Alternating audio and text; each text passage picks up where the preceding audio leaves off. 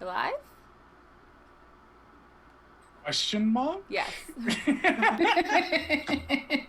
It's been a while when the tech producer's like, I think I pressed the right button. I'm pretty sure.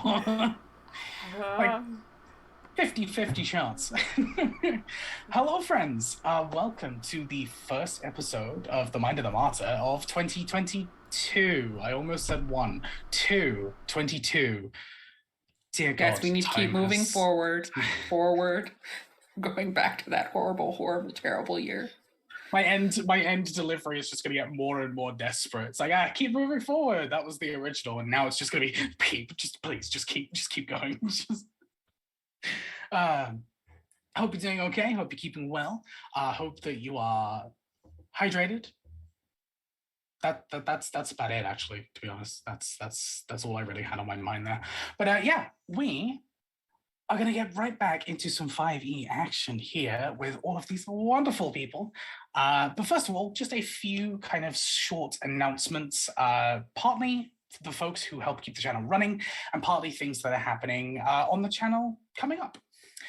So first of all, let's tackle that first part first. You did see a little spot for our Dice Envy affiliate code.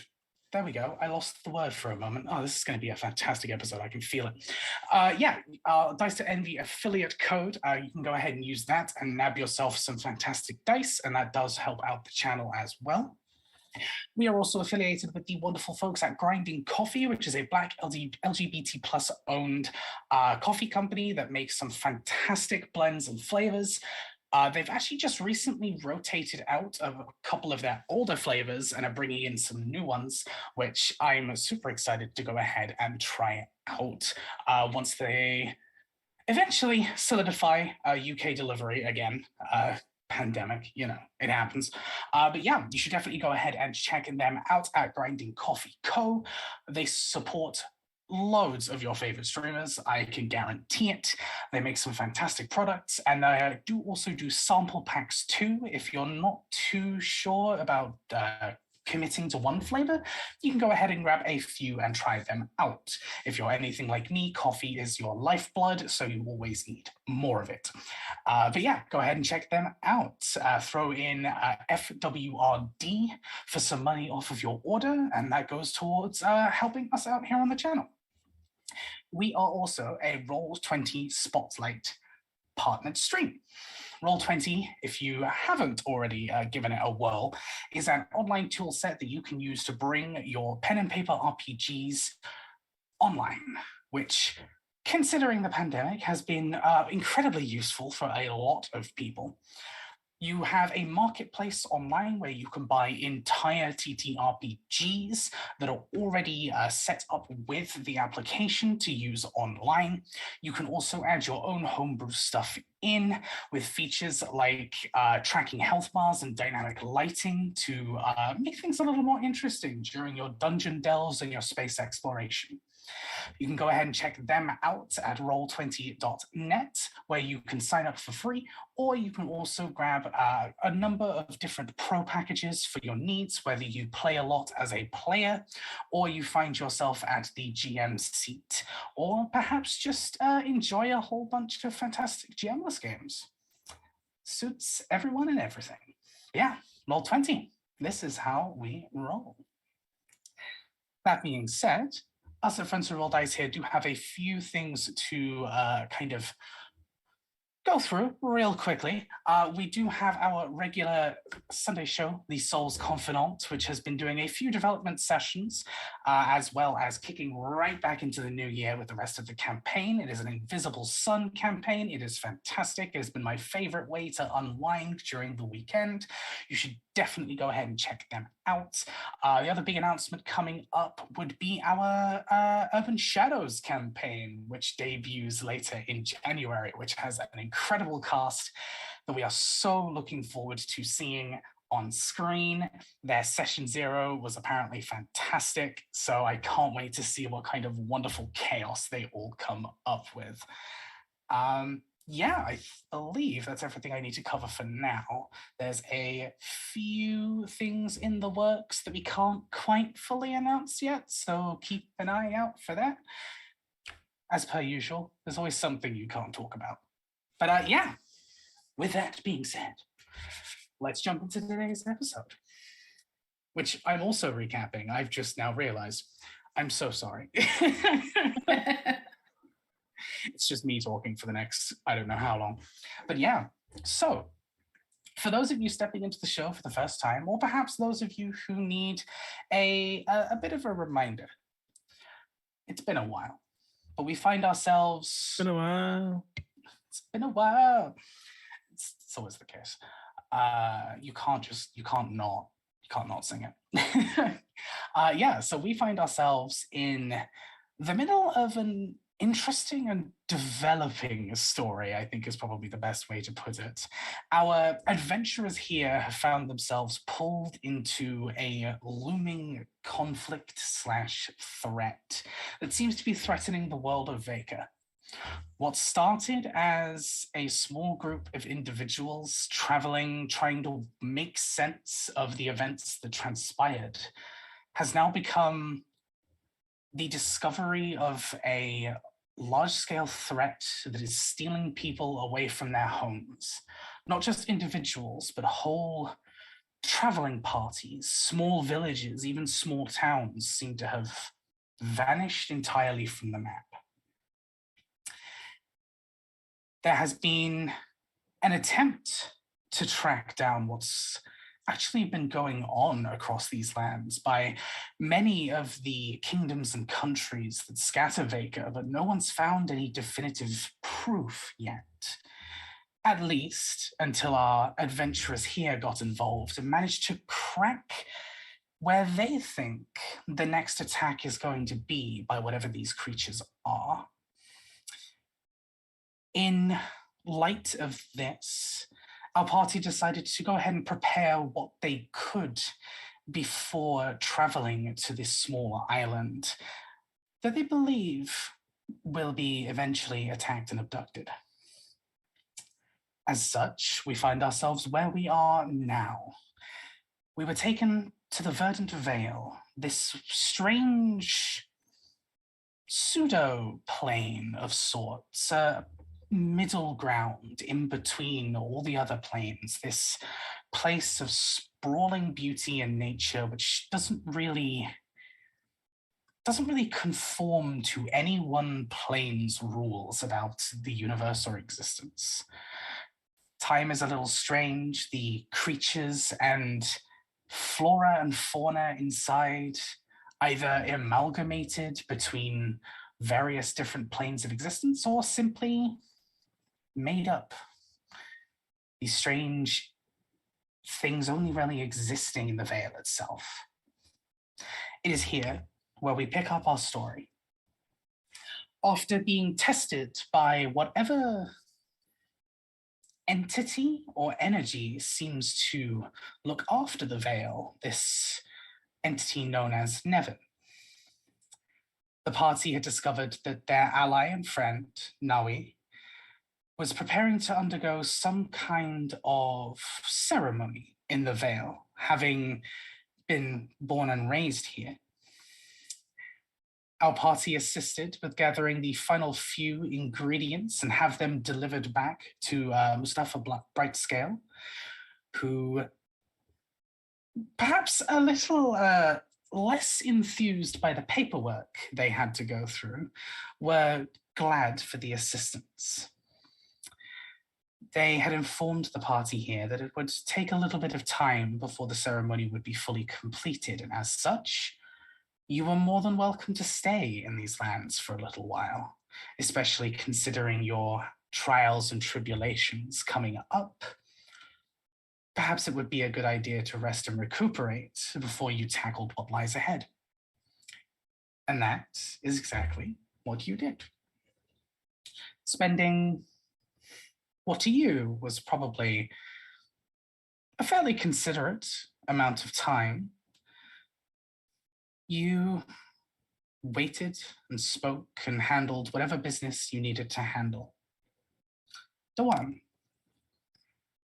having been reunited with a dear family member during your time in the Vale, you suddenly found that she had less and less jobs to do during the time that you were here, allowing you ample time to talk and catch up and just spend some quality time together that you've been missing for a little bit of time here. Passing on little family trade secrets and the like, as those jobs that she did take up, she had you at her side, partly as assistants, partly joking as apprenticing. You found out a few different things about not only creatures you may have already come into contact with, but also ways to look after and analyze and treat both creatures from other planes and creatures that you've never met before. Learning the skills to judge and accurately estimate the composition and functions of things that you may not have even realized existed until only recently. During this time, you also found that your grandmother's actual assistant was paying close attention to both of you, and you did indeed notice a large growing stack of notebooks and scrawled pieces of paper as you both chatted and treated and spent your time in the Vale quite wisely. You also managed to clear plenty of reading material, both about medical history and also just history in general. Being able to pick up things that you perhaps may not have encountered during your time on Vega, things that may help you in your encounters in the future, things that you may have just found interesting, and have also compiled, don't ask. You have also compiled a small guidebook for yourself of rarer herbs and medicinal plants, and plants that may not at first have medicinal properties, but you could manipulate how you wished.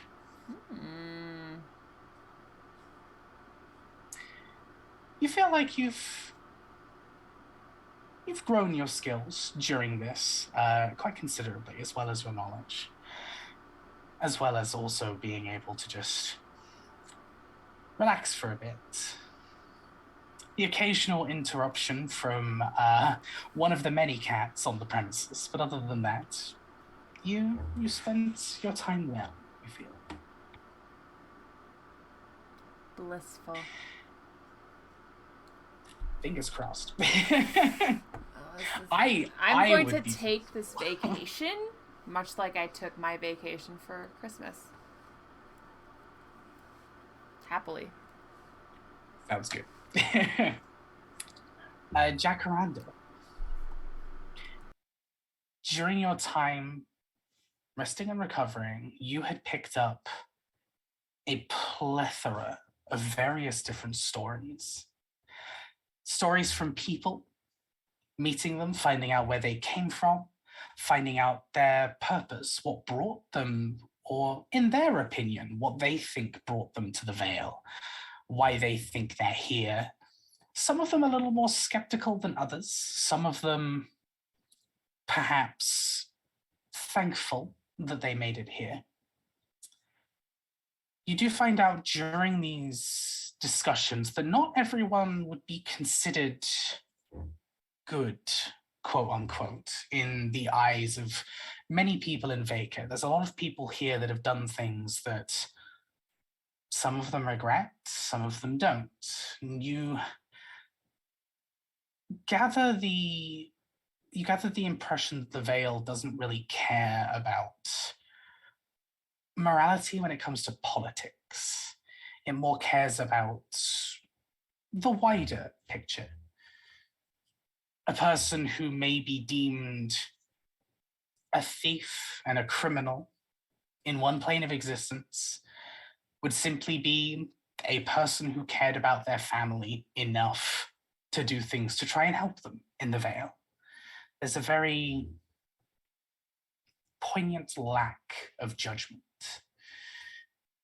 You find out the very, very few times that people have been ejected from the Vale deliberately have been when someone has done harm to either the Vale itself or any of its members. There are very, very few examples of that, thankfully, happening, but it has happened at some point. You find out about some of the older members of the Vale, people who have been here for decades, hundreds of years, some of them. And you pick up stories, probably with Mara in a lot of these instances, but you pick up stories of Nevin and find yourself a little confused, perhaps. Nevin being this power that may or may not exist, this entity that may or may not exist, this overarching protective self.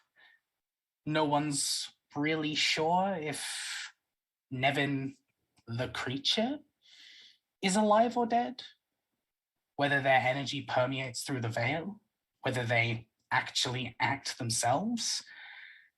And perhaps more interestingly, no one has really bothered to find out. Nevin is just Until part Mara. of the Vale. Until Mara. Yeah, Nevin is just a part of the Vale. They've never really appeared to people, though people have definitely had Nevin's guidance spoken through them. But they're just an aspect of the Vale. Same as many other aspects around you. You do indeed manage to get a lot of rest and photosynthesis and sunbathing in, absolutely. And you find yourself on first name basis with a lot of individuals that you've helped out while being here. There's a lot of people that regard you past a welcome guest and now see you as a friend. You find that some people just leave their doors open for you now. If they know you're coming by, they'll leave you a little treat. Perhaps a shoot of a new kind of flower or a special concoction of soil. People are too nice to actually ask you what you would like, so they're just kind of sliding over things they think you might enjoy. But yeah, you find yourself just as a part of the community here, and people enjoy your company.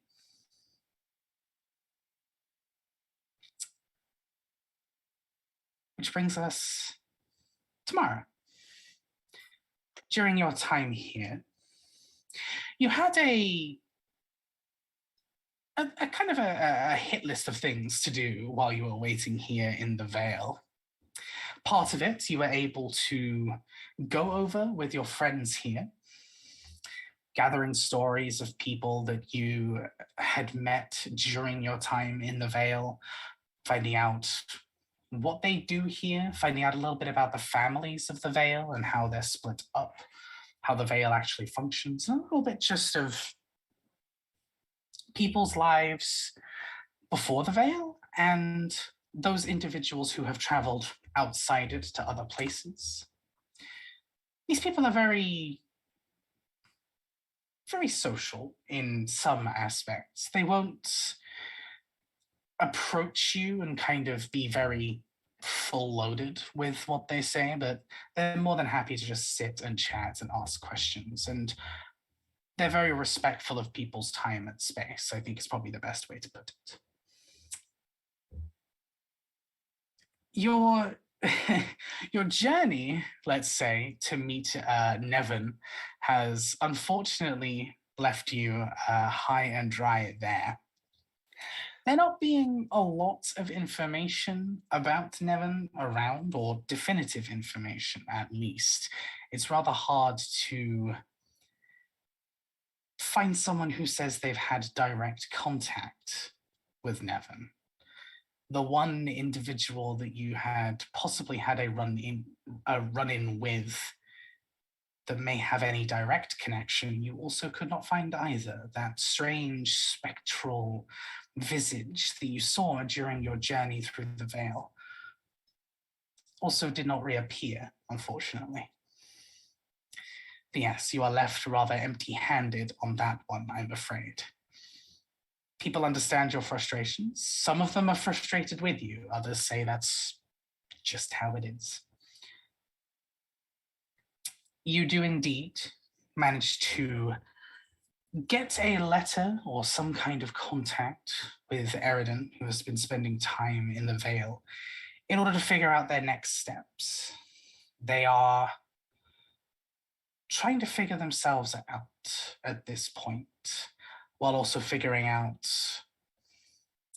whether they're actually a part of this story directly, or whether they are just a connecting thread. You've exchanged a few communications during this time, checking in with each other, making sure that you're both all right, that you're both safe. It seems as though, for now, at the very least, your paths have diverged. You know that she'll be safe here in the Vale, and you know that your destiny carries you in another direction. But you did manage to get some communications through. As for Shikari, Mara had expressed an interest in order to get some kind of protection from Shikari, for Shikari, considering they were going to be with you for at least a short while during this. It's probably worth getting some kind of protection for them. And indeed, you were helped. A few members of the Vale, the ones who do a lot of the protection and armor and other such things for a lot of the patrolling individuals in the Vale, managed to sort you out a very lightweight set of barding.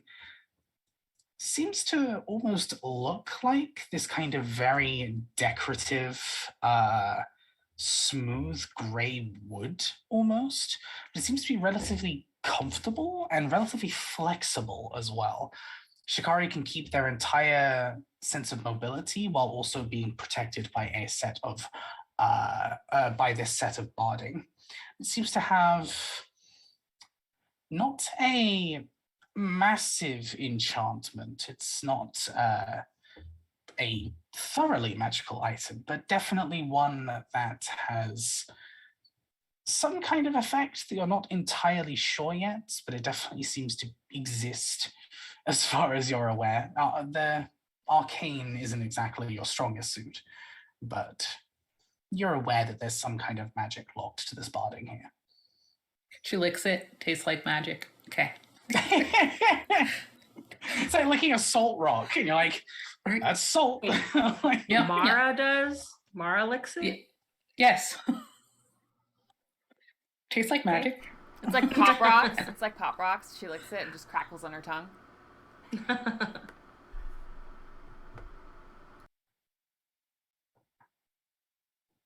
I'm now trying to salt rocks that also act as popping can. Anyway, sorry, that's an item for later. That's so yeah. With that being said, before we move through to what Nawi has been doing during this, is there anything that the three of you would like to say that you had done during your time in the Vale that you hadn't sent to me or hadn't mentioned yet? I'd like to give you a chance to take the floor if there's anything we may have missed. Was I able to barter for any type of flying magical item? I mean, that would depend what you're looking for. Anything that doesn't require me to attune it to me. Because she's full up on attuned items, okay? Wait, really? Yes. I don't even know if I have a tuned item. I have one slot left. Okay. All right. Okay. Good to know. Everyone else just like, where's my magical? Yeah, the Veil has a large collection of skilled and talented individuals when it comes to magic. Not being a place that particularly sees a lot of conflict, there's not a lot of magical weaponry in the Veil. She's fine on weapons. She doesn't even care if it's just a scroll of flight that she can read when we're going to do this heist, but she did not like falling off the back of the rock. So she does not want to be at heights without some way to land safely. This is fair. I mean, this is fair. Perhaps not flight, as the Veil most certainly has people who have eidolons for that. Individuals who have connected with flying creatures and the like, or some other kind of related bond. You would, however, definitely find protective items. Being a friend of Naui, and by extension then the Brightscales, you could most certainly get your hands on a set of, what are they called? I've completely forgotten the name of the item. It allows you to cast Featherfall, basically, to break your fall and slow your descent in order to protect yourself. Would not be a tunable item, but it would only work with one charge and work at the... it would recharge at the long rest. Okay. It'd be just a simple set of... I've forgotten what they're called, and it's really annoying me, but like there's a very specific kind of ankle bracelet that they essentially use as a feather token that some of the scouts of the Veil use in case something goes disastrously wrong. They can go ahead and kind of clack their ankles or clack their heels together, activate the spell, and protect themselves from harm. Can I get a set for Shikari as well? Yeah. Bartering isn't really a thing that's done in the Veil. People just kind of get what they need, so... Okay. Yep, that's what I would get. I would actually get it for everyone, if I can.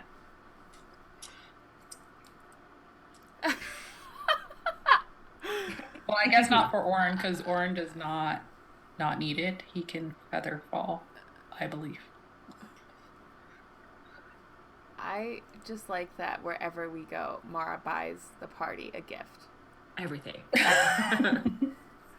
Like an expensive gift. She has to look out for everybody. I love it. You're like the aunt in those like sitcom shows that's like, oh, I haven't seen you in ages. Here, I have just the thing for you. Just right. Like the big purse comes out. She is Mara Poppins, okay? Mara Poppins. Hey. That one has this giant case to pull things out of. This is true. I'm here for it. We can have a whole you could party definitely... Why not? Another thing, while we're here, the swords that lost some of their magic can we get those refilled or whatever? Can we get those recharged? Is there a lightning cable? Okay. Hey, yo, can I get is it 3 refills on the swords? Yeah. Or... Well, because we're not opening the other bag that's in the box. We don't have another bag. What are you talking about? I have my big gulp still. Could I get a refill? I promise I bought this one here. I heard there was a promo with a free Big Gulp refill. You also get a sword refill.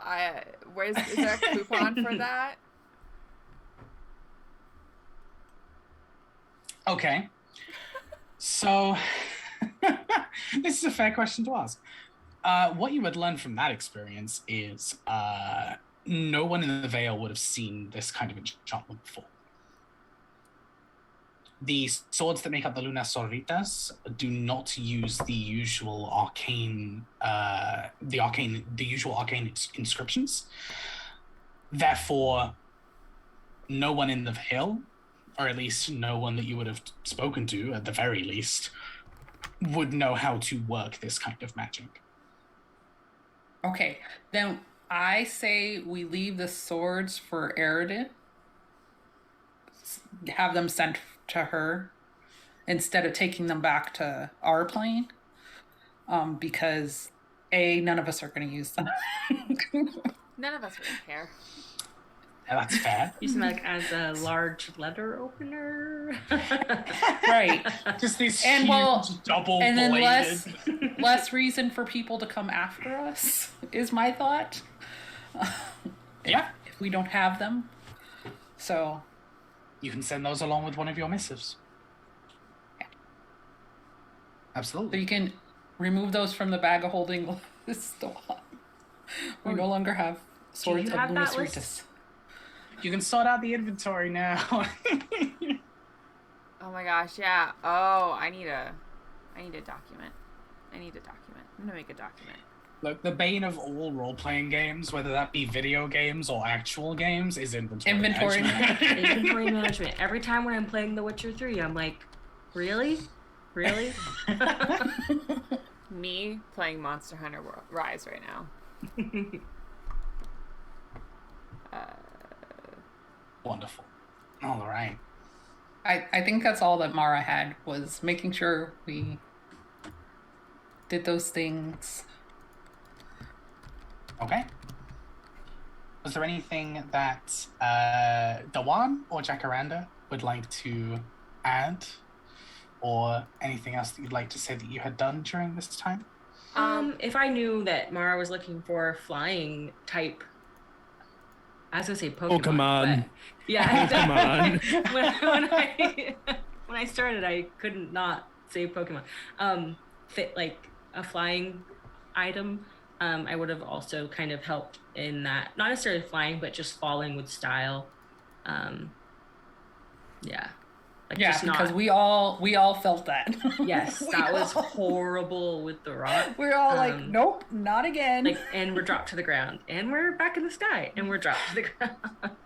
It I wasn't have even... the party fight a flying creature one time, and now everyone wants Featherfall and fly. nobody's It like wasn't impacting even we were dropped and then we were up in the air. It was it was someone jumps up and the person attached to them went with them.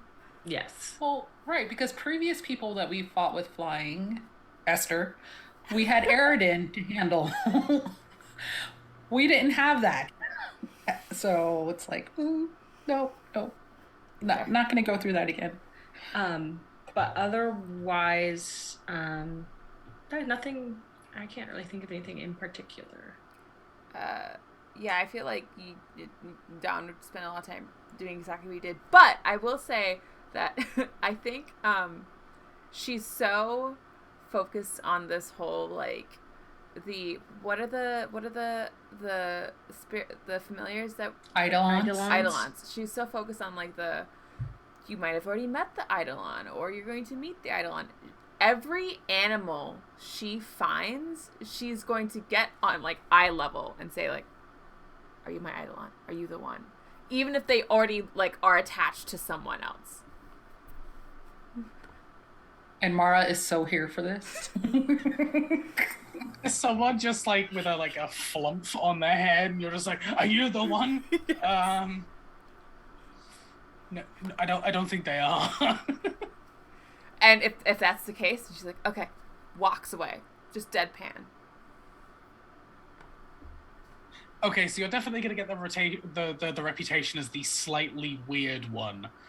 You're gonna get that reputation as Grandma's kid. That's what's going to happen during this whole situation. Just like, yeah, no, that sounds like them. That's sounds like them.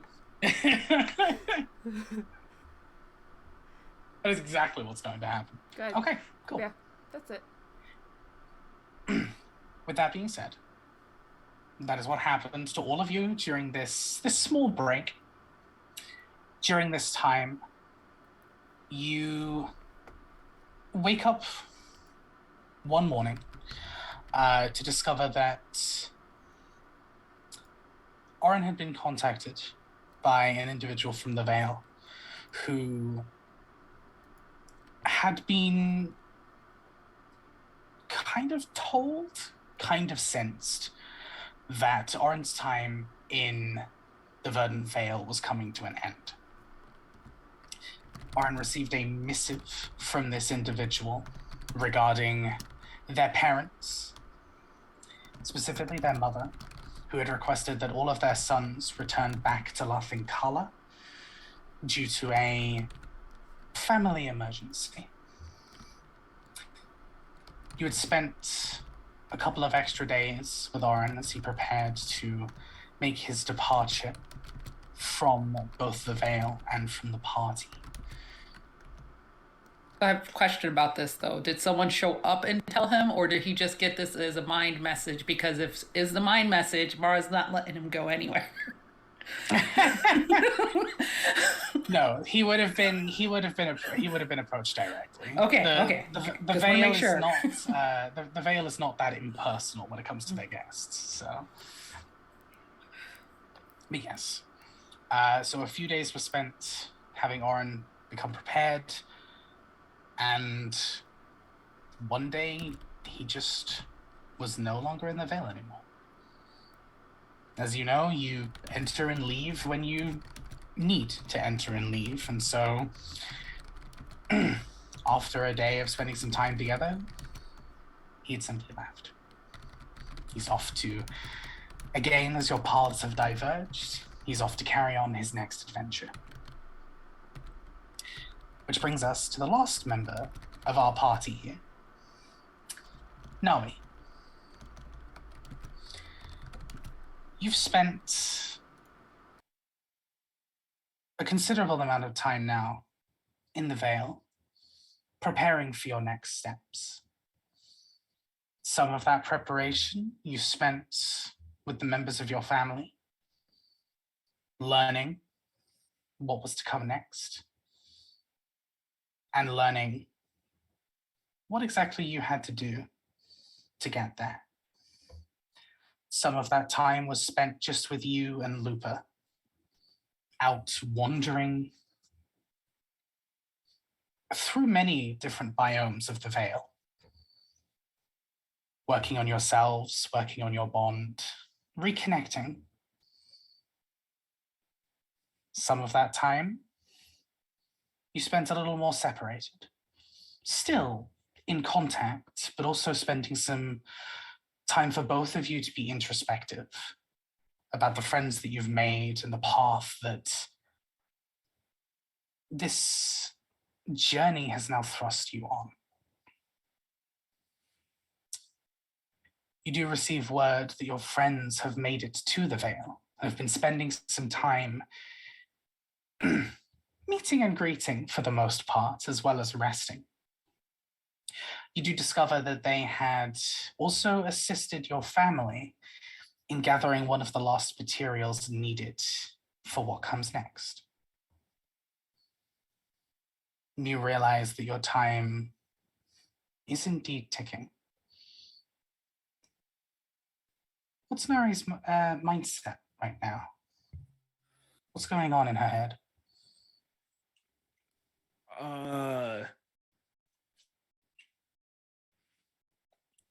Honestly, truthfully, she's like, oh my God, don't want to met my parents without me.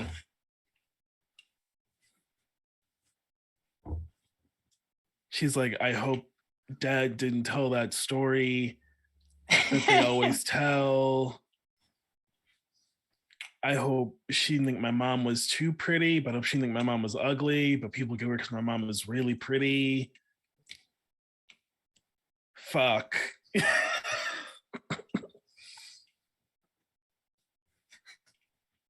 Fair.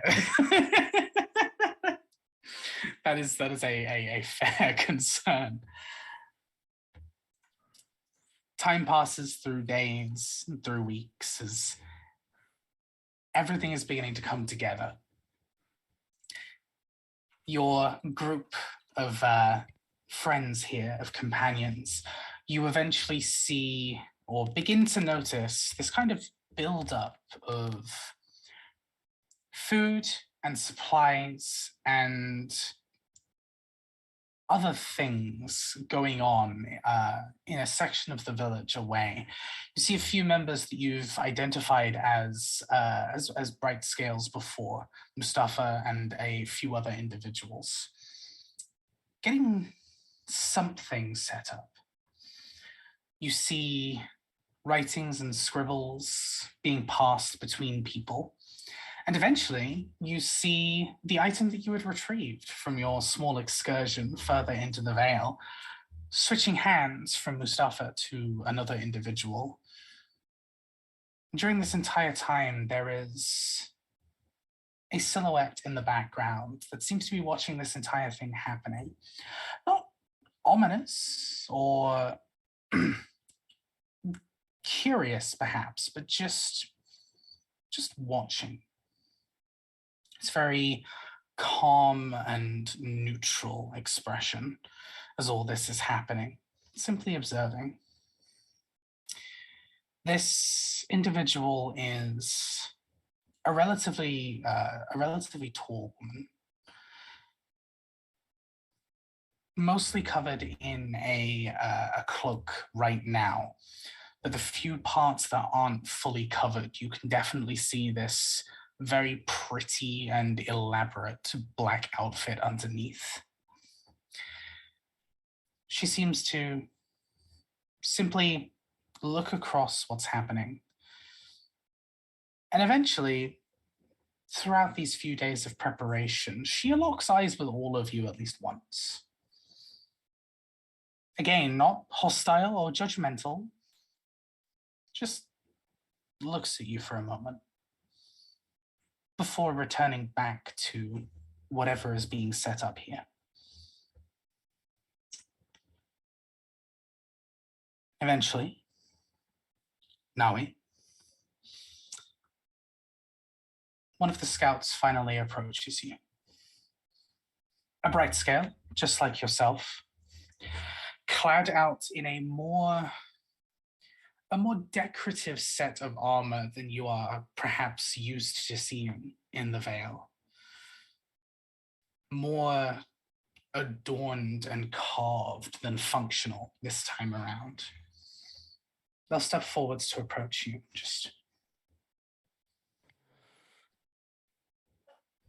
I hope this day finds you well. It's a day. I suppose everything is ready then.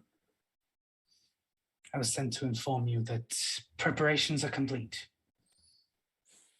And that you are welcome to ensure that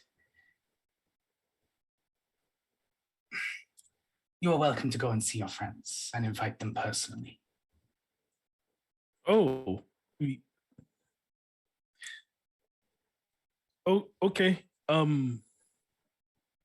Yes, that would be, yes, that's, yes.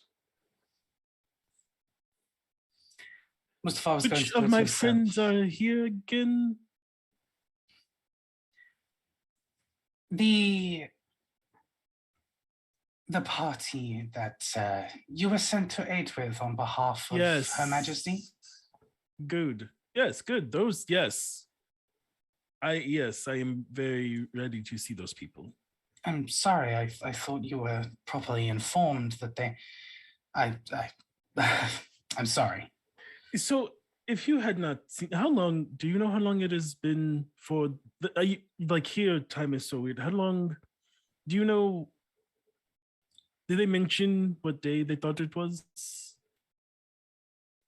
I don't think that's particularly come up, but then again, I was just sent by I was so just if you had not seen a friend in a long time, do you get them something, or what do you say? I guess it depends on what kind of friendship you had. Oh yes, that would be important to define. You are right. Well, because some friendships, if you have them for a long time, you can not speak for swaths of time, and then right, you talk again, and you're back to where you were. But it is important to define your friendship. You are right. It's helpful to know what connection you have with people, I suppose. I mean, that's not a... Yes. Maybe, would you mind telling them, so I can get ready? Right. Okay. That's fine. I can do that. I can do that. Yes, of course. Yeah, it's there's so much gestures to like a tree. There's so much to do. It's like it's only right about now that they've kind of clicked. So they're just like, yeah, no, so much to prepare, so much to do. Yes, don't worry about it, I was just so I will see them right after. That's fair enough, Maui. No worries. I will make sure to deliver the message. Is there anything additional you would like me to say, or just simply invite them? Yes, that is all. All right. Thank you. Lupa is in the back. If a wolf could laugh, laughing. They do the little like. There's that one video of that one dog just like. Yeah, they're just like they're like cackling at me. They do a small bow. They're a little now flustered themselves. They came in with such confidence, and now they're a little just kind of. They're just a little. Yeah, they just go ahead and leave, pulling themselves together. It's catching. Oh, God, I love it. I love it so much. It's important to define your friendship, right? Fuck. He's like, I came in here to deliver a message, and now I'm having a philosophical conversation. I don't know how to handle it. Yes, they will go ahead and step out of the room. As you've stopped this conversation, you've turned around and you just see Lupa staring dead at you. Just the slightest puppy grin across her face. Listen, I will see all of them and definitely talk to all of them later. We're busy. We have a lot to do. Lupa rolls her eyes and will lay down and kind of place her head just over her paws. Listen, I'm going to. I don't have to. And she storms off like a fucking teenager. to a different tree. She starts pruning the tree. Yeah, I'm if you could somehow do busy work to a tree. Amazing. You're approached one by one by this rather flustered individual who kind of knocks on the huts that you've all been staying at in various different sections across the village. You all get the same message of just this. The preparations are complete, and you are cordially invited to the ceremony. Please make sure that you arrive just in time. Like, the entire time, his eyes are just kind of crossing across you all, like trying to figure out, like, who you know what, never mind, it's fine. Please make sure that you are there in plenty of time. It'll be about probably the next hour or so before things really start to begin, so please go ahead and make sure that you are there before that. Try and arrive unarmed if you can, although I recognize that you don't exactly have a place to store things, so during the conversation with you, Jacaranda, just as in without weaponry, not as in trying to... Oh, right, you were trying to be funny, right. Readjusts his chest piece real quick. All right, and with that, please go ahead and head over to the primary Brightscale residence. I hope to see you there. I think at that... I was just going to ask them, are you walking there? Are you going to... You are the last person I had to inform. I'll walk with you. All right. Wait, before Jacaranda and the Brightscale clansman walks, after they mention the Brightscale residence, that's when Dawan is like, "Is there a dress code? Should I wear some?" Starts just like smoothing her already quite like put together shirt. It is a... Does he go to Mara first, or does he go to the first? At this point, because Mara would have had clothes made for them all by Thistle for whatever this ceremony is. I don't know what the ceremony was. Yes. I guess at this point it's Mara, Dawan, and Jacaranda. I think it's kind of figured itself out at this point. Okay, so Mara would give the clothes to the clansmen, say, "Can you give this to Dawan and Jacaranda when you go to them, so that they have something to wear?" That's their name, right? Okay. Dawan, Jacaranda, got it. Which one is for which? And what colors does Dawan wear? She wears like grays and browns, right? She wears grays, browns, or like muted greens and blues. Okay. So she would have done a muted blue because this is Mara, loves the blue. And then she would have did a purple for Jacaranda, like a lilac for Jacaranda. Said this one's for Dawan and this one is for Jacaranda. You could probably figure it out when you see them. Yeah. Well, I also feel like Dawan, full set of clothes. Jacaranda, shirt. Not really much. A sarong. A cape. All right, I will do this post haste. Kind of mutters something as they walk away. What a day. And will. And yeah, they'll go ahead and dress code. Oh, that reminds me. Your friend this is for you. Fantastic. Dawan snatches it and slams the door to go change. You just hear muted like running away. All right, Adam, keep it together. Only one more house. Eventually arriving at Jacaranda's, and that whole thing happens, and just yes, walk with me. That'd be this was your friend made it for you. So Jacaranda will continue with them and close the door behind her, but just start putting the clothes on as she's walking with the person.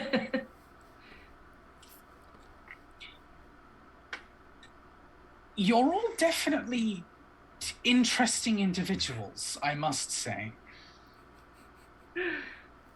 Oh, yeah, I get that a lot. A lot of staring, questions about like how I'm alive. Interesting. Thankfully, most of us who are here have met at least a couple of your relatives before, one way or another. So that's not really what we're looking at, but you all have very striking personalities. Putting thing on. Oh, that's like a good friend group, I think. Like different. We can help accentuate each other by having different strengths.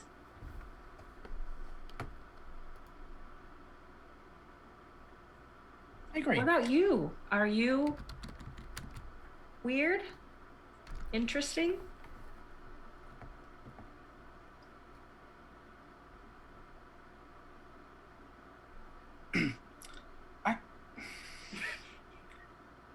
I am here, I suppose. The veil is interesting in and of itself. I'm a member of the Brightscale family. I was born into it, so I have spent a lot of time with a lot of people in the veil. I don't really know how to answer this question. I feel like I'm being interviewed. Usually people tell me like a weird story about like them or about like their life or something. When Mara retires, she's going to write a book, Conversations with Jacaranda.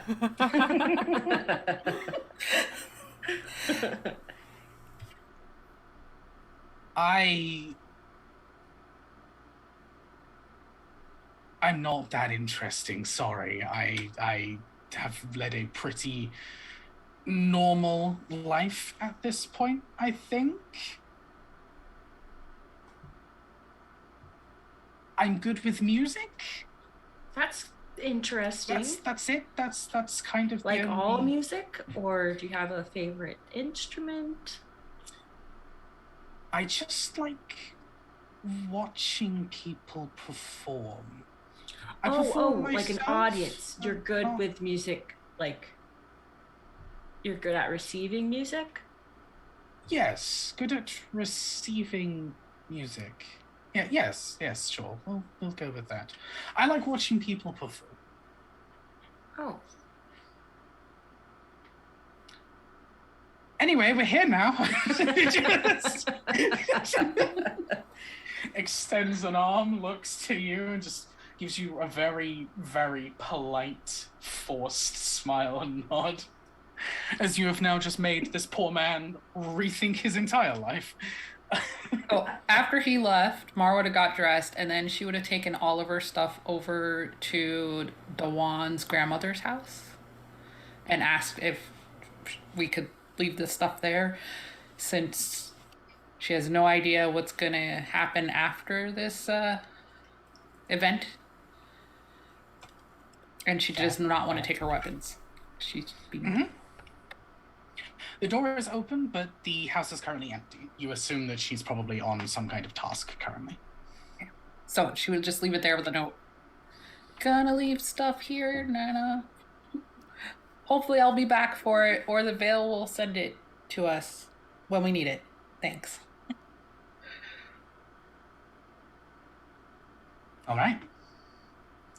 And then she will think, I need to be at the Brightscale place. She makes sure Shikari is with her. She has no idea where it is. Amazing. You have Jacaranda would be the first one here, and you see two individuals who are having this discussion with Mustafa. One of them kind of turns as soon as the escort kind of goes, "We're here now." She turns around and gives you an incredibly warm smile. One of those smiles that just kind of would immediately melt if you weren't in the veil already. She has that kind of smile that would just immediately melt any anxiety away. She is a relatively tall individual, dark-skinned elven individual. There's a little bit of a glint in their eye, just a little bit of mischief underneath there. In this kind of really pretty green, just this full kind of like green dress adorned with sections of gold and silver that kind of wrap around the entire dress. You know, those like thin decorative chains with little like jewels and decorations around it. It's a very extravagant getup, and she wears it incredibly well. They are a very attractive individuals. They will step forwards, kind of break away. They'll pat the other individual standing kind of on the shoulder and give them a little smile and a wink. They'll step forwards towards you. Just, can I help you? I'm supposed to be here. Wonderful. I love your outfit. I like yours. It's so delicate and beautiful. It is absolutely stunning. I love what you've done with this up here. It looks just marvelous. Absolutely marvelous. Sorry, your name? Oh, Jacaranda? I think I've seen you around here and there. Yes, I don't think we've had the pleasure of actually meeting properly yet, unfortunately. Hi, Binti is the name. What was that? Binti. How do you spell that? Binti. Okay. Well, it's very nice to meet you. Just an absolute pleasure to meet you too. She kind of tucks a section of her hair behind her ears, and you can see she's also wearing these very nice, kind of like a gold and silver mix of these like ear cuffs that stretch back across these elven ears. There are meant to be other people with you, right? Or is it just you that I'm waiting for? Not that I'm saying that you're not wonderful by yourself, but, you know. They're probably coming. Someone just came and they told me that I needed to be here, so I just came here. Wonderful, wonderful. Okay, then in that case, away from the prying ears of your companions there, what do you think of Naui? How about which? How so? What do I think? Like, about them when I think of them, or what would I? How would I describe them? What is your personal opinion on them? I know you've been brought here for that purpose with them, and I'm just curious as to what you think. Well, they're strong, intimidating sometimes. They can be, which is nice, because I don't think I am. So I'm grateful. Some undead would beg to differ.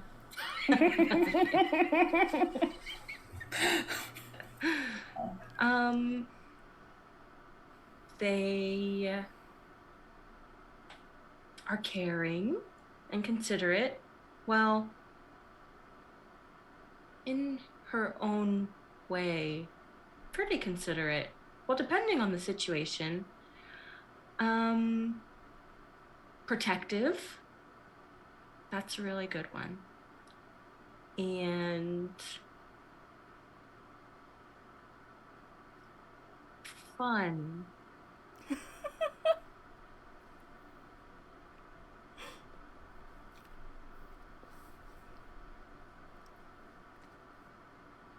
Interesting.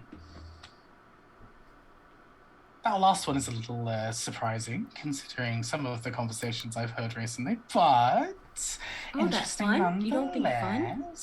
We talked to ducks before, together, and climbed trees.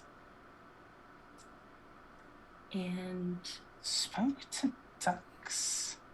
Nawi's the only person that likes sleeping outside with me. Did you hear that, darling?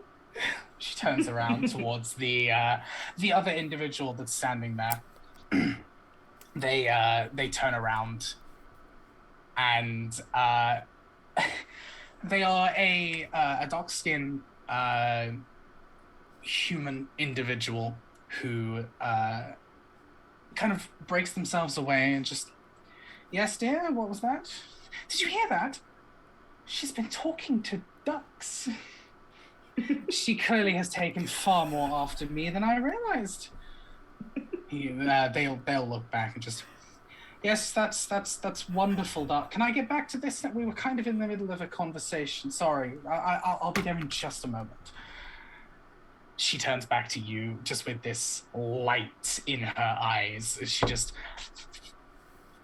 I'm hoping that's not the best thing that I'm going to hear all day, but if it is, I am tremendously happy. I hope that you hear many good things. Indefinitely for the rest of your life.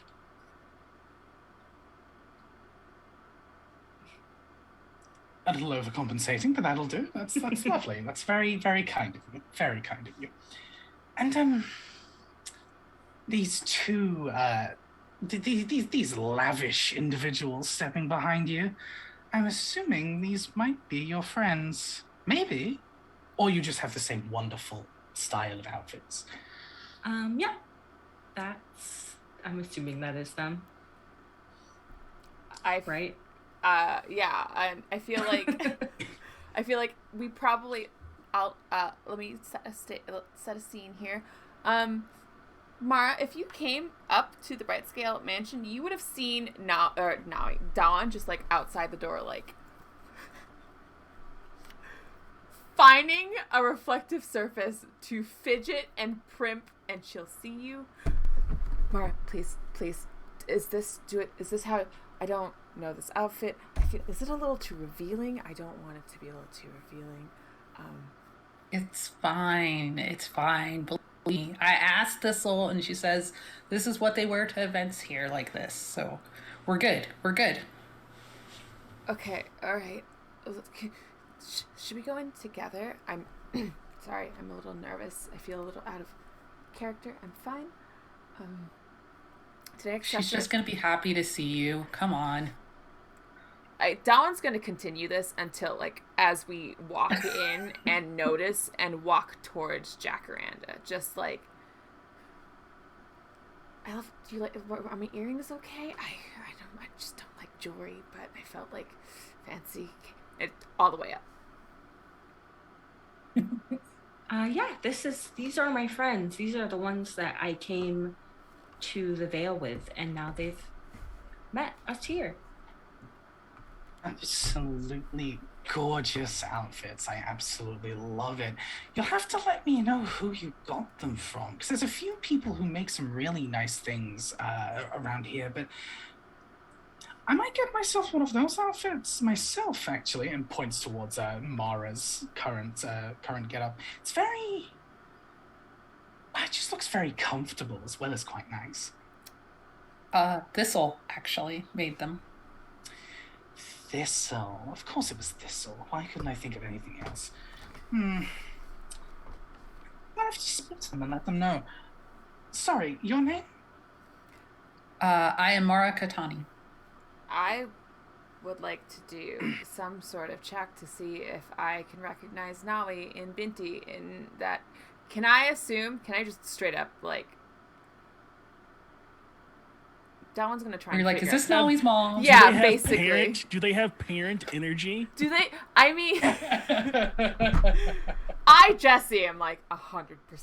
Dawn just walked up, but she's on high alert and in the Brightscale residence. So if there is a flicker of familiarity there, roll me an insight check. Okay, I will. Why not? The first roll of the night. It's 15. Binti gives off big mum, but also best friend energy. They are very much that kind of that kind of individual. There's a definitely a resemblance. Good. In that case, Dawn is going to whip out a box of Nene's sweets and also some healing ointments that she brought with us because she is a guest at this estate. And say, hello, hi, I am Dawn. This is a lovely estate that you have. Here's just a thank you for inviting us gift, and hold it up to Binti. Well, isn't that just incredibly sweet? You are far too kind. I'll go ahead and take them out of your hands politely and take a look at them and go, the one, was it? Yes, there's a selection of sweets that my grandmother makes, but also some healing ointments that I put together.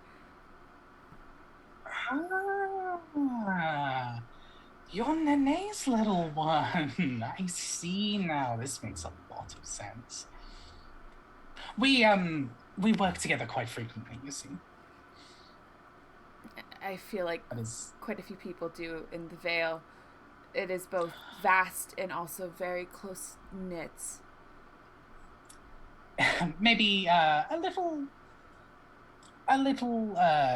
closer than just a passing resemblance. We've worked together on quite a few projects in the past. Anyway, it is a pleasure to finally meet you, and again, a pure, just beautiful, gorgeous outfit. I love it so much. And I will definitely be tucking into these sweets at some point, but also I need to be very careful because if I don't put them away now, they will all be gone. And turns towards the masculine individual who is just finishing up a conversation with Mustafa at this point. She'll turn back and Tufani will be incredibly upset if I go ahead and clear them all out. They're your favorite, aren't they? You'll get just a look back and like a very kind of fake, I'm trying to be annoyed, but in reality, hopelessly in love kind of look. And they'll turn back to Mustafa. Just a moment. We can get the final organizations done in just a bit here. Hi, hello. You all doing all right? I'll walk over and put an arm around Binti's waist. Lovely home you have. Ramrod straight.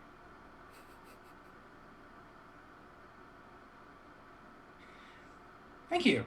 I built it myself. Oh, wow. That's not true. That's just something I say to all of that. I mean, we built our home, kinda. Well, with help with other contractors, but we designed it. And we have a space for Naui. I see. So you've become quite close friends with my daughter, then? Yeah, I mean, basically most of my friends are here. And Mara looked him dead in the eye. Yes, she's family. Good to hear. Considering everything, that's good to hear. And this is my guardian and protector, Shikari. She'd introduce Shikari. Greetings, Shikari. Are you should I shake your rapport. I don't really know how you wish to be greeted. It's fine. Shikari's like They just kind of shake their head. They're just it's fine. It's fine. Are you aware why you've actually been invited today? Or has this all just been the usual veil routine? It's been the usual It's been a bit vague. We know that there's a ceremony, but not. Yeah. I thought we were just here for moral support. Do we do something? Do we need to do something? If it involves the rock, we're out. They listen to you say this, and they go, darn. Binti smiles and just goes, I told you, fey fuckery, pay up. Flicks a coin from their pouch into the other's hand real quick. Just, I'm right every time, dear. Right every time. Yes, so Nami is going to be undergoing a ceremony that a lot of us undergo when, I suppose the closest approximation would be a coming-of-age ceremony, but not quite. I don't want to take all of the thunder and gusto away from her, but this is going to be incredibly special this time around, and it is accustomed for the people that you love and care about to be present during this kind of ceremony. Sets you up for how you wish to live the rest of your life. We are incredibly proud of her and her achievements. And we wanted to make sure that, everyone who needed to be invited was invited. So, a few strings were pulled, I guess you could say. We were hoping that the veil would answer our needs and desires, and thankfully it did. So you were brought to us. Perhaps a little bit more indirectly than usual, but we're glad for it nonetheless. That's why you're here. Well, we appreciate the invite. I am very glad it isn't something more serious. Or, I shouldn't say more serious. This is a very serious ceremony. More dangerous. We were afraid that Nai was in some sort of trouble.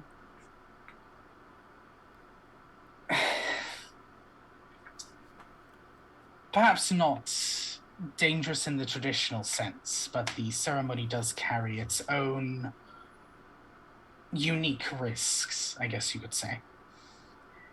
We've always had faith in her, but it'll be good for her to see you all as well. A little bit of a boost, as it were. I am glad we can offer that to her. Wonderful. They turn towards Binti, who looks up towards them and has, again, a little glint in their eye as they kind of discreetly nod a little, look back towards you all. So, speaking to Mustafa, there's a few small things that still need to be set out with the layout of the audience. Mara, Jacaranda, would you mind just helping me out for a moment? I've only got 2 arms, I'm afraid. I'm strong, I'm not that strong. Yeah, I love to help. Sure. Wonderful. They nod and they lean in and give Binti just a quick kiss on the cheek before taking you both away towards where this kind of almost like a makeshift amphitheater is being set up, although far, far less imposing. It's very still, it's very much still kind of warm and very tight-knit and very family-wise, but it does have a little bit more of a slightly grandiose feeling to it. As soon as you're far enough away, Binti shoots a hand into yours, Dewan, and you are just led in another direction. Good. And Good.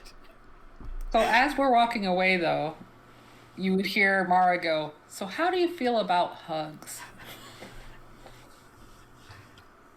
Come on, she had to be on brand. It's true. She didn't even ask for a hug in the beginning. Oh, character development. This is the character development we strive for. So you're being led away quickly and just... So, while all of those are busy and we have a little moment to ourselves, I'm just wondering, out of curiosity, how do you feel about Noe? What are your opinions on them exactly? I thought she was going to say, what are your intentions on my daughter? Same. Like, Hey. that was my first Same. thought. What are you gonna? Same. What are your fucking intent? Hey,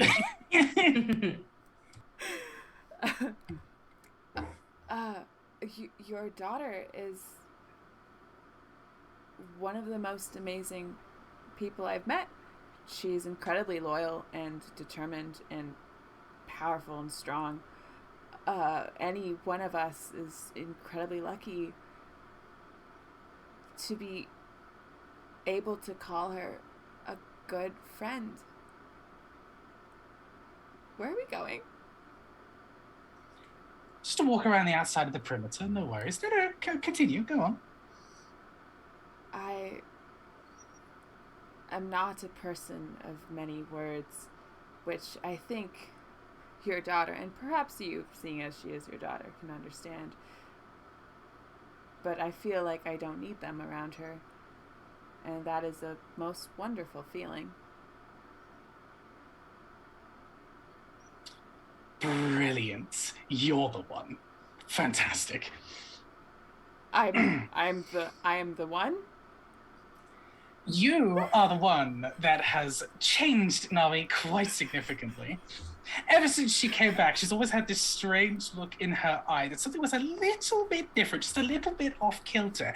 And I've been wondering exactly what or who made that. I'm good when it comes to these kinds of things, you see. I have spoken to a lot of people and we have experienced a lot of different things, especially here in the Vale. And I remember the exact feeling and look when I saw my darling partner for the first time and exactly how that was going to go. And I just knew, looking into Nali's eyes, seeing them flustered whenever mentioning friends and family, and I just knew there was something. So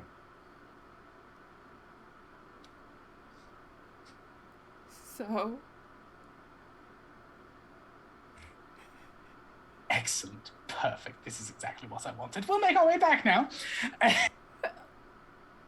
Dawan turns a complete 180. Dawan is just like, what? Is experiencing a conversational whiplash. Faye moms, man, they just be just like that. They just be talking to you about cleaning your room, and then they're like, anyway, I'm gonna go inside that flower. Mom, what are you okay. Where's your mom? She went in the flower. She went in the flower.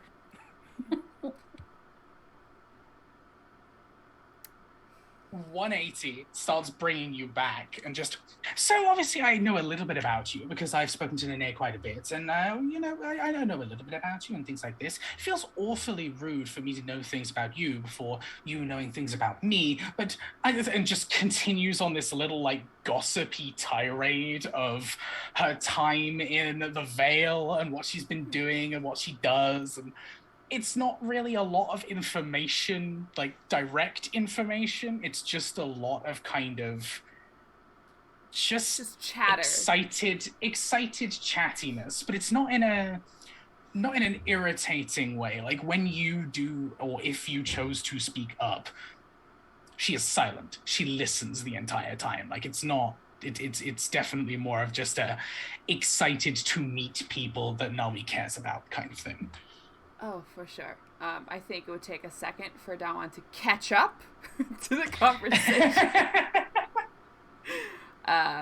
But I mean, if she would also communicate, probably not as chatty as Binti, but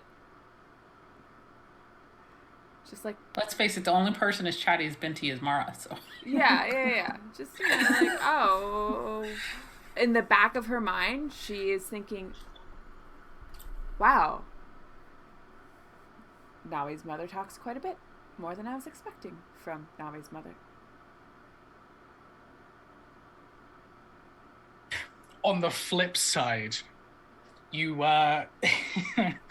you have Mara and Jacaranda being brought over to the small area where pews are kind of being set up just a little, and Tufoni immediately picks up the first bench they see.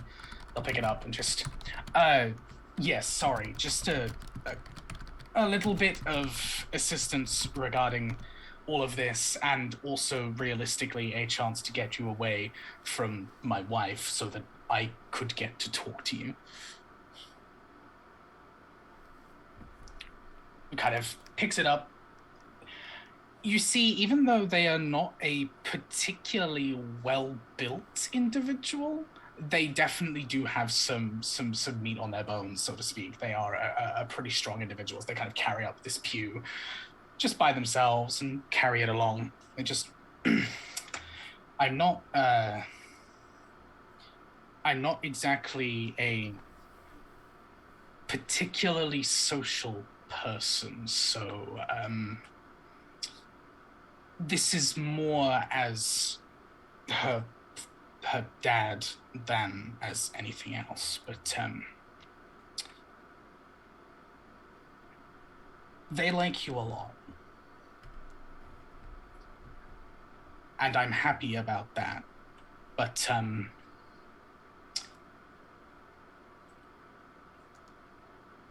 just don't hurt my girl. Mara looks him directly in the eye. I will protect Mara, or protect Nawi. I will protect Mara. Protect Nawi. I will protect myself from you. With everything that I am, and then some. She will never come to harm while she is in my presence.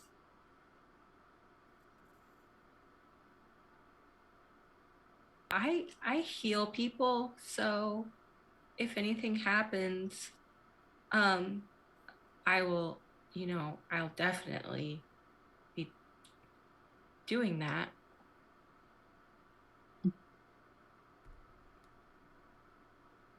I've heard the I heal people line before, and that's how I met her mother. So I'll just go ahead and believe that and nod, and yes. Dawan actually also heals, so she's doubly protected. Mm-hmm. Right.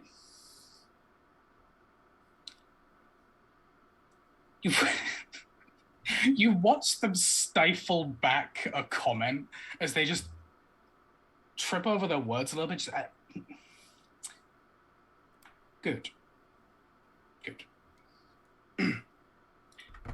Mutters something under their breath in, if either of you speak Infernal, they mutter something under their breath.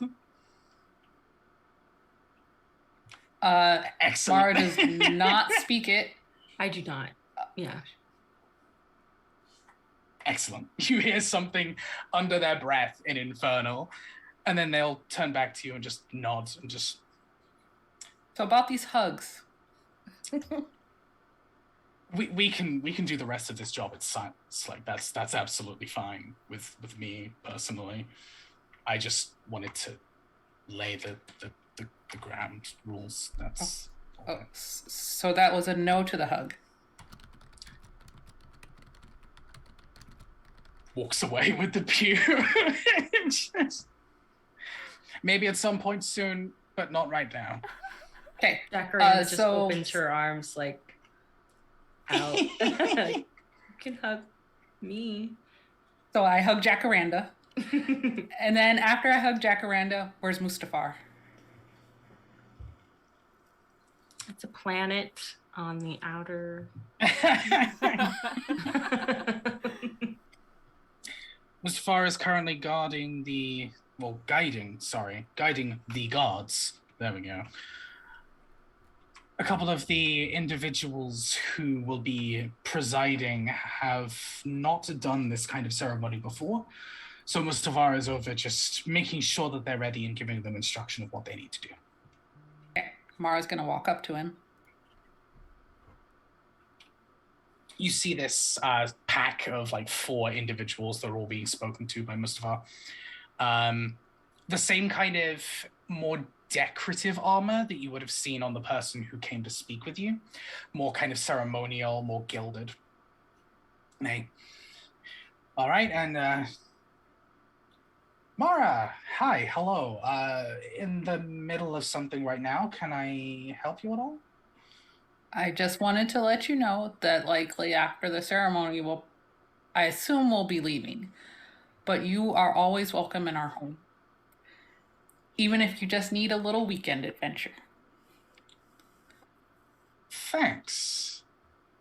And then she would bow and turn away. All right. Fantastic. Thank you for letting me know. Appreciate it. And what's your passive insight? Actually, like really high, 20. Okay, yeah. They look. You can see like underneath. They're keeping up appearances for the current situation and the gods they're speaking to, but there's something in their eyes that just says, "Take me with you." I'm bored of the paperwork, please. Like there's just something to them. But yeah, they'll turn around and kind of continue to instruct the guards here as you step away. And sorry, go on. Well, I think Jacaranda would try to help like decorate things like with Druidcraft while she's just standing around, I guess. Like ask if she can put leaves and flowers around. You're gonna get no resistance from from the Veil to go ahead and spruce things up a bit. Absolutely not. You can Druidcraft to your heart's content, most certainly. Excellent. A lot of these pews are now suddenly leaving this area and kind of being put around with these wreaths of plants and flowers and vines that go around. You begin to see more of a gathering of individuals. A lot of people wearing the same kind of iconography that Nawi wears. These small symbols of green draconic faces that you've seen on Nawi's mask before, kind of spread across various different sections of what they're wearing. Some of them might just have a little brooch. Some of them may have it emblazoned on their shield. But they're kind of all over a lot of these individuals. You also find a lot of individuals who don't seem to belong to the Brightscale family and seem to have different insignias. Again, some of them blazon, large, proud, some of them a lot more discreet across their bodies. Dawan, you are led back to the rest of the group. I thank you so much. This has been an absolutely enlightening experience for me. It's been absolutely wonderful, and we must all go ahead and sit down and have a chat sometime. It's going to be fantastic. I am absolutely sure. I have some good tea just for that one experience. I'll have to go get that out of the bank. Sorry. I shall slow down. It's fine. thank you all for coming. It is incredibly appreciated. Things are going to start ramping up soon, so I would recommend you go ahead and find a seat and get yourselves comfortable and just go with the flow. You'll be fine. It's not a complicated experience. Thank you again for the talk and walk. And yes, tea, sometime soon. Or not time. Veil. Faye. Excellent. She gives you a wink, steps away to rejoin Tufoni.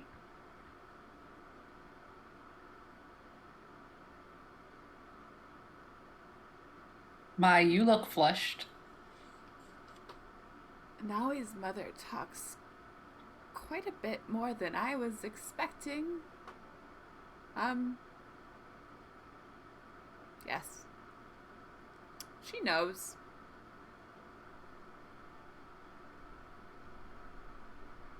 Well, she didn't try to kill you, so I guess she's okay with it? I think she's more than okay with it, yes. Overjoyed, thrilled. I don't want to boost my own ego. I don't. It's just very talkative. Tea. I'm having tea with her, I guess. With Naoi. Should we sit?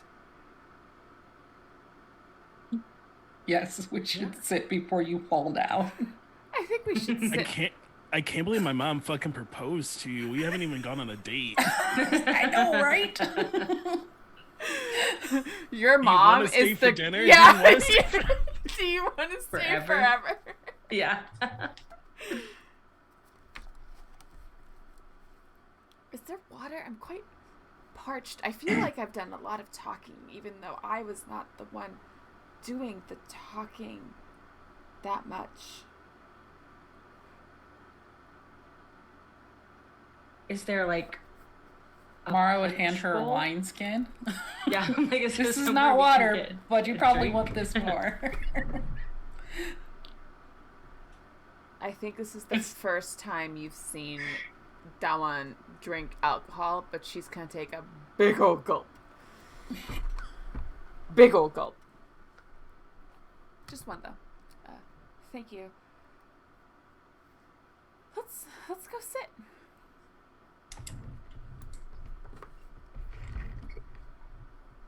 As you go ahead and take a seat, probably Dawan specifically, as you're trying to find kind of one, as you've researched quite a bit into the Veil during your time here, and two, your eyes darting around trying to find a quick distraction to kind of bring yourself back into the real world, so to speak.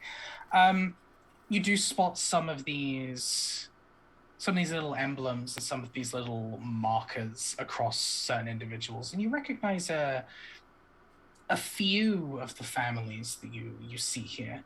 Obviously, the Brightscales themselves. You also see a family known as the Moonhides, who it is incredibly rare for them to be out during the day, as far as you are aware. So seeing a few of their representatives kind of tips you off that this is probably a huge deal, one way or another. These individuals are clad in darker colors than most of the Veil is. Not super dark, but definitely more kind of turning towards grays and kind of darker creams than some of the other individuals that you've seen. They're probably the most distinguishing feature of the Moonhides is the fact that they have pretty much completely glossed over eyes. Their eyes themselves are pretty much entirely white and pale, and are called the Moonhides due to the fact that their eyes do look like the moon. They have that kind of texture and shimmer to them from the night sky. Wait, are they called Moonhides or Moon Eyes?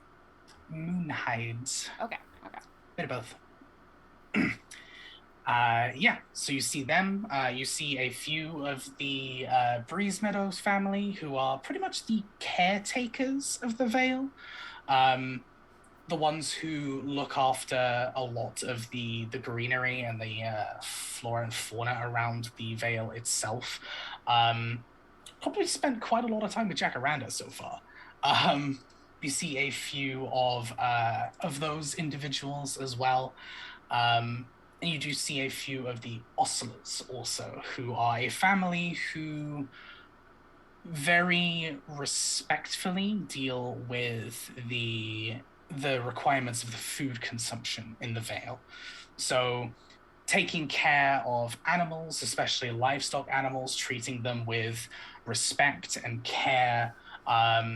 They tend to be kind of both farmers, caretakers, and veterinarians, all in all. Many of the Ostlers have specific healing capacities to deal with sick animals. And they tend to be the ones who kind of roam around the Vale the most. There's not a lot of Ostlers in the village itself. They tend to roam around the wilds and the outskirts. So again, seeing them here is quite a big deal. There's a few representatives of these families and a few others as you're going along. They begin to gather, sit down, and getting themselves comfortable. And off in the distance, well, not that far off in the distance, but far enough away from everyone else, you see this kind of spectral black-cloaked figure once again, just watching the proceedings. They've gotten themselves comfortable as they sit and wait. They don't seem to be doing anything else, and everyone just seems to be either ignoring their presence or just accepting that they're there. You see, as the gathering begins to calm a little and people, the little idle chatters begin to break away. There's now quite the crowd in this little amphitheater section. You see a few individuals beginning to prepare something on a table using a few different ingredients it's a little out of eye shot at this point for everyone, but definitely working on something with a few different ingredients and a mortar and pestle.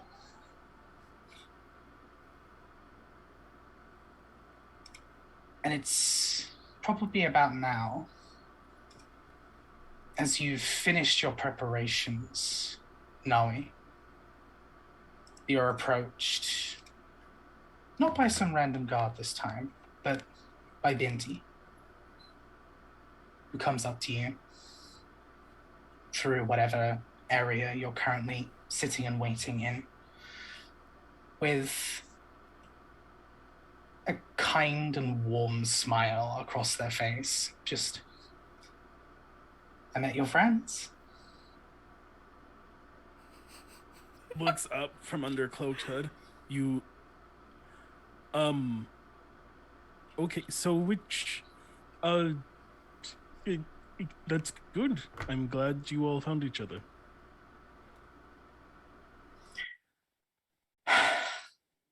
I'm so pleased. Yes, I mean it is a good thing to I like my friends as well. I'm glad you like not that you have to like them, but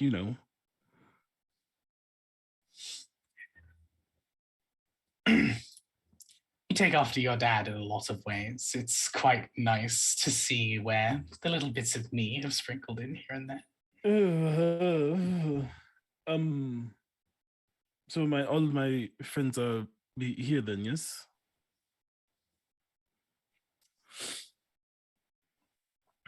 On a serious note, how are you feeling? I'm fine. A little more nervous knowing my friends are here, but I already decided to disrobe, so that is fine. It This is what I want to do.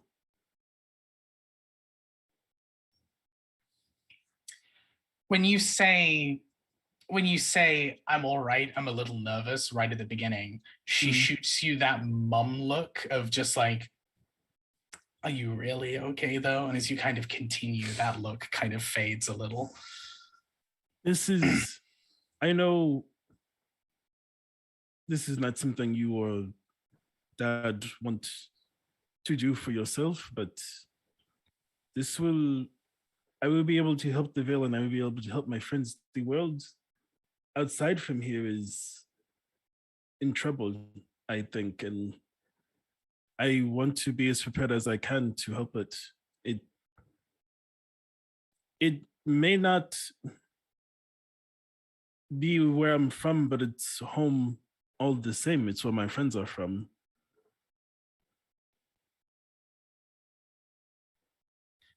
I think you and I both know that your father perhaps wouldn't be that hard to convince realistically.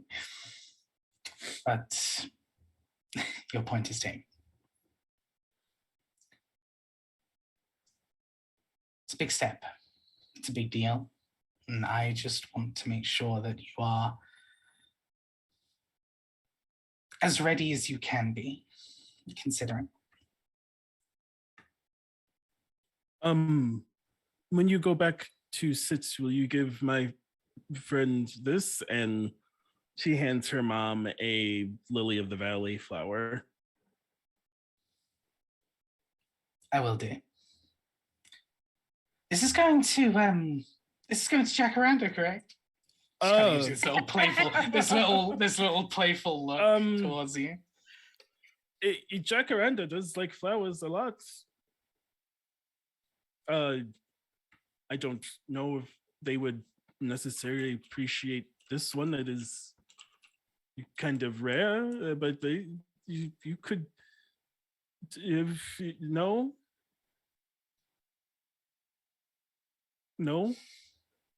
you know who it is for. She just beams at you and giggles to herself. She just definitely like me, all right. The smile kind of fades a little, and you can see a little bit of water begin to well in her eyes as she just kind of approaches you and throws her arms around you. The hugs are back. This will be good. I know you want me to stay, but I'm not done out there yet.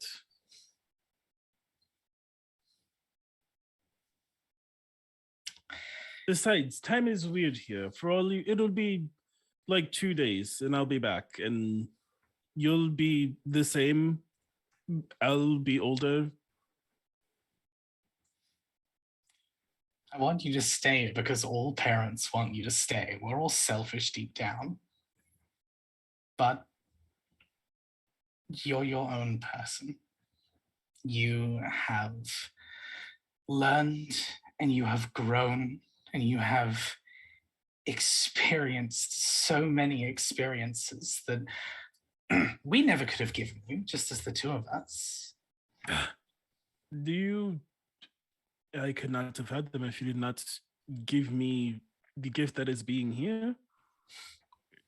You taught me how to hunt for berries. Father taught me how to look for tracks. You sent me to the training school that I learned how to fight.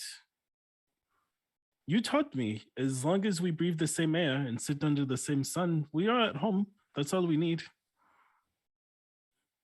Exactly that.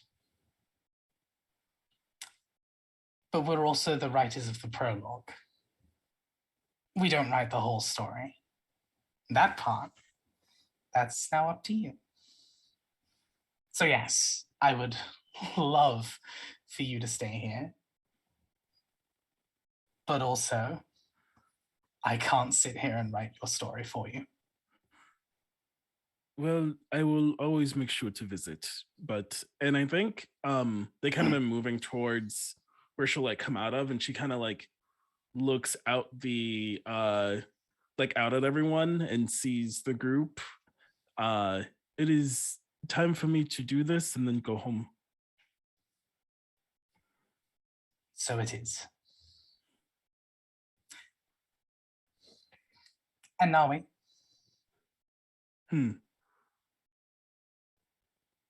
We're both so very proud of you.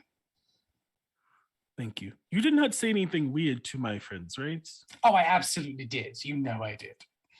Mother, they've never been, she's not, we talked like once, like how weird. She's still sat there, isn't she? She's very polite.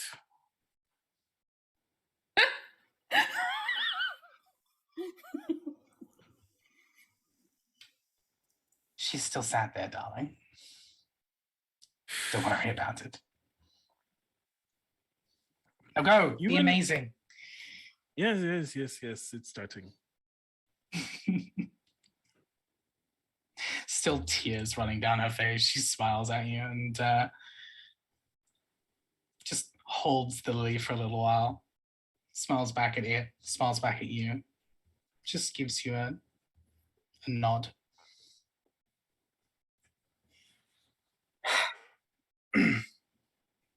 First chapter. Off you go. I'll see you out there. Yes. Wonderful. She'll give a bow and she puts the hood back up on the like ornate gown she's wearing. There's a few more tears running down her face as she smiles, waits for you to leave before exiting herself. She'll sit down with the rest of the party and just silently place the lily into one's hand and then kind of places it on top of your hand and then just kind of lays her own on top of it, gives you a bit of a squeeze. And then literally whoever is on the left-hand side, it doesn't matter who it is, she'll grab your hand and squeeze as well. Because it's mum doing mum things. There's a slight distant melody that begins to carry across the winds. Doesn't seem to be anyone performing here, no instruments that you see, but there's just this very light touching of music that just seems to gather as this small walkway of these Brightscale guards, this kind of corridor is created. And out, stepping towards this amphitheater, you see your friend Nawi for the first time in a while. And as we prepare for the beginning of the ceremony, we're going to leave today's episode there. Woo-hoo. And pick up next week. Yay. When Dawan sees so nice Nawi, she's going to sit a little bit straighter and clutch Binti's hand and the flower a little tighter. Listen, it's not obvious at all. I don't know what you're talking about. For the folks at home, the lily of the valley is a very highly contagious flower used for poisons, which could be useful for fighting, but it also, in the language of flowers, represents the return of happiness. Oh, I looked it up. It was so sweet. I know a lot about flowers. I wish Binti was my mom in real life. Do you want your mom to propose to people you've been on not even a single date with? Yep. Okay, well. I literally created this woman and I'm like 85% sure that Binti is my partner's actual mother, seeing as I technically have not been on a date with him for the 2 years we've been together. Amazing. So it's great. I just got the profile dark-skinned elf gossipy mummy, and I'm like, perfect. perfect. Yeah. Like, I know exactly what I'm doing here. Yeah, I thought we were gonna have a literal cat fight on my lap, caught on stream for a second there. We're all good though. We're fine. I was wondering why you looked down suddenly, like. Well, so Gnocchi's on my lap. Boop. And then Fredo stretched his paws up to jump up on my lap too, and I was like, no, no, no, no, no, no, no, no, no.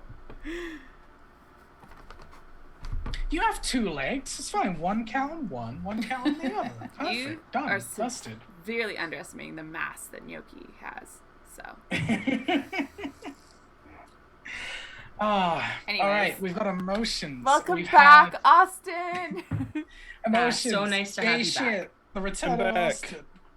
Brilliant. Returned. What a way to start off 2022. Hell yeah. Let's go. I'm super hyped. I'm super excited. Cool. Let's go ahead and do a quick check-in with everyone. Go ahead and plug what you want to plug. Let people know where they can find you and all of that wonderful stuff. Going to go left to right on my screen here. So we're going to start with Rochelle. Hi, I'm Rochelle, Dragon here. Can't speak. I'm Rochelle who can't speak. I'm Dragon Gem here on Twitch, the Dragon Gem on Twitter. I stream on my own channel. I play lots of puzzle games. Starting this Wednesday, though, I'm going to play God of War for the PC because I've never played it before. Now it's on the PC, so really cool.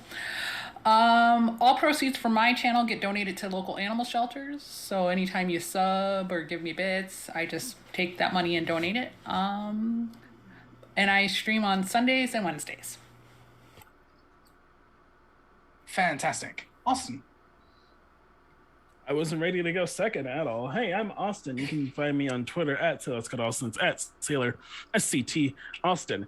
Besides here, you can find me every Wednesday on my podcast, Secret Histories of Nerd Mysteries, the Secret Histories of Nerd Mysteries, wherever you get your podcasts. Our first episode of 2022 comes out this Wednesday. We did a special mailbag episode. You can catch a preview of that on our Twitter at Nerd Mysteries, or I retweeted it a bunch at Sailor Austin. I'm also now a cast member of Transplanar, which is a all-trans, POC-led, completely homebrew world D&D 5e campaign. That airs on Saturdays. This upcoming Saturday is episode 1 of Arc 5. Last week, we aired the interlude episode for the end of Arc 4. You can find that on the Twitch right now, Transplanar RPG. That's all my stuff. Awesome. Melissa. Hi, I am Melissa, also known as So Much Geek, SEW, like sewing. I do art things sometimes, so check out my Twitter, which is also at So Much Geek, and my store there, because I have things uploaded into my Threadless store. Fantastic. And Jesse. I am not muted. Great. Hi, I'm Jessie, Jahoos the Moose on the interwebs. I do art things, and this is where I stream.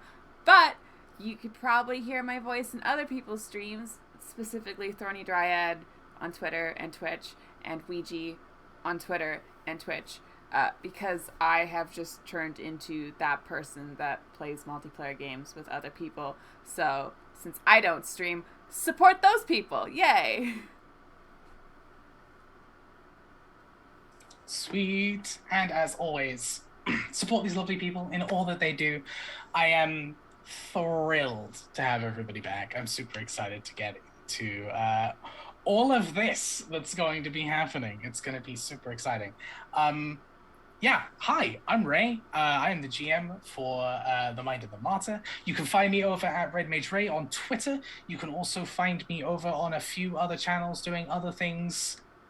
Eventually, at some point, I will be on this channel again for a project in February, maybe, could be a little later.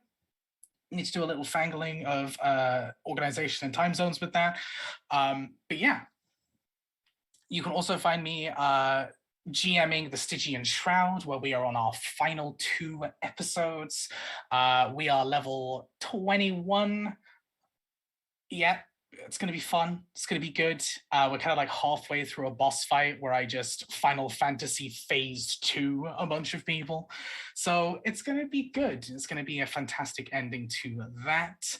You can also find me doing a couple of charity things at some point, which you can check out at my Twitter when I eventually go ahead and retweet that. But yeah, that's me.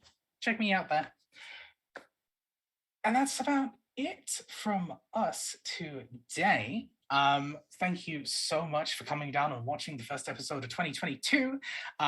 We only really have one other announcement, which is keep an eye on the Friends Who Roll Dice socials, because in a short amount of time, we are going to be casting for another member of the cast. We're looking to add an extra spot to the Mind and the Martyr, so keep an eye out for that. That'll be going up on the socials in a little bit. I meant to do it before, but January has just been hell on earth, so it'll be there soon. I promise, eventually. Yeah, thank you so much for coming down. We are going to send the love that you have sent us elsewhere. We're actually going to be raiding Pixel Circus, who are doing a fundraiser at the moment. I believe it's a Golden Girls one-shot, which is going to be super cool, but it's got a bunch of friends in the streaming space, so we're going to pass you over to them. Thank you so much again. Thank you to Grinding Coffee, Dice Envy, and Roll20 for keeping us going. Thank you to all these people spending your time to tell some fantastic stories. And we will see you next time. Stay hydrated, stay medicated, wear your damn mask, and keep moving forward. We'll catch you soon. Bye.